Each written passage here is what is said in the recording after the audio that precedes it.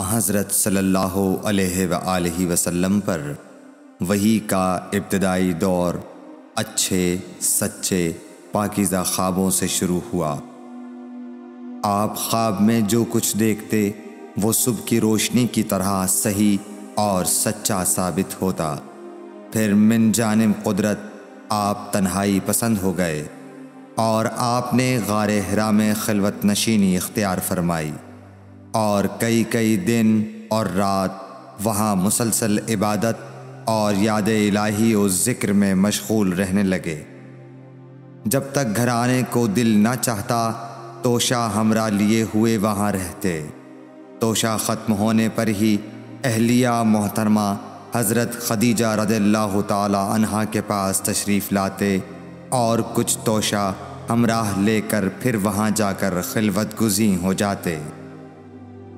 یہی طریقہ جاری رہا یہاں تک کہ آپ پر حق منکشف ہو گیا اور آپ غار حرا ہی میں قیام پذیر تھے کہ اچانک حضرت جبرائیل علیہ السلام آپ کے پاس حاضر ہوئے اور کہنے لگے کہ اے محمد پڑھو۔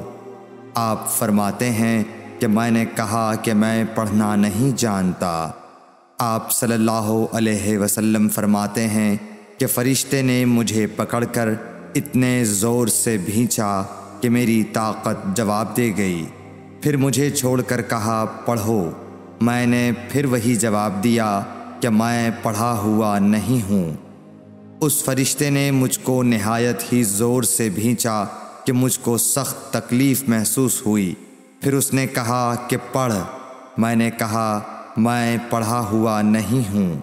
فرشتے نے تیسری بار مجھ کو پکڑا اور تیسری مرتبہ پھر مجھ کو بھینچا۔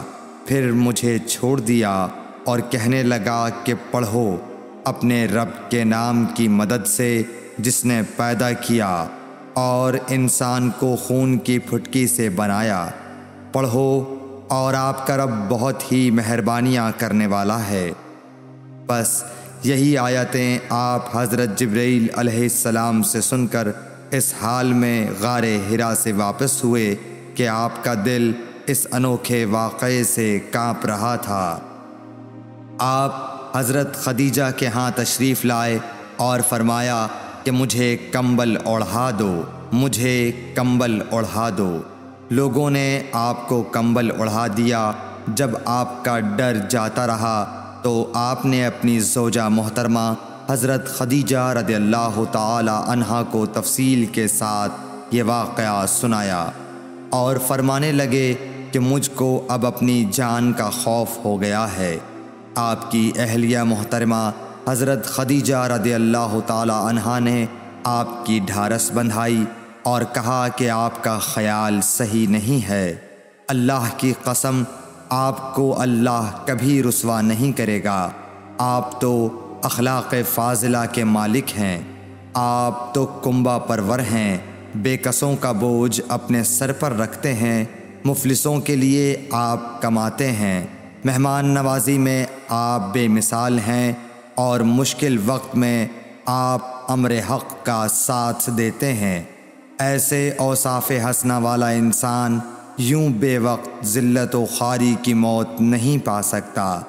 پھر مزید تسلی کے لیے حضرت خدیجہ رضی اللہ تعالی عنہا آپ کو ورقہ بن نوفل کے پاس لے گئیں جو ان کے چچا زاد بھائی تھے اور زمانہ جاہلیت میں نصرانی مذہب اختیار کر چکے تھے اور عبرانی زبان کے کاتب تھے۔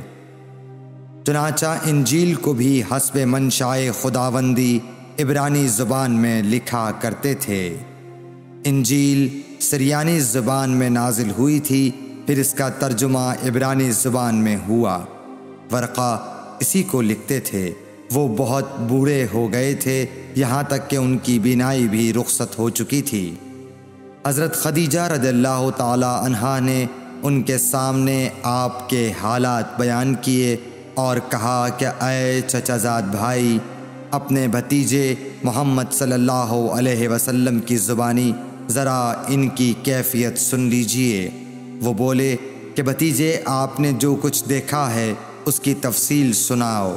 چنانچہ آپ صلی اللہ علیہ وآلہ وسلم نے از اول تا آخر پورا واقعہ سنایا، جسے سن کر ورقہ بے اختیار ہو کر بول اٹھے کہ یہ تو وہی ناموس معزز رازدان فرشتہ ہے جسے اللہ نے حضرت موسیٰ علیہ السلام پر وحی دے کر بھیجا تھا۔ کاش میں آپ کے اس عہد نبوت کے شروع ہونے پر جواں عمر ہوتا، کاش میں اس وقت تک زندہ رہتا جب کہ آپ کی قوم آپ کو اس شہر سے نکال دے گی۔ رسول کریم صلی اللہ علیہ وآلہ وسلم نے یہ سن کر تعجب سے پوچھا کہ کیا وہ لوگ مجھ کو نکال دیں گے، حالانکہ میں تو ان میں صادق و امین و مقبول ہوں۔ ورقہ بولا، ہاں یہ سب کچھ سچ ہے، مگر جو شخص بھی آپ کی طرح امر حق لے کر آیا لوگ اس کے دشمن ہی ہو گئے ہیں۔ اگر مجھے آپ کی نبوت کا وہ زمانہ مل جائے تو میں آپ کی پوری مدد کروں گا۔ مگر ورقہ کچھ دنوں کے بعد انتقال کر گئے، پھر کچھ عرصے تک وحی کی آمد موقوف رہی۔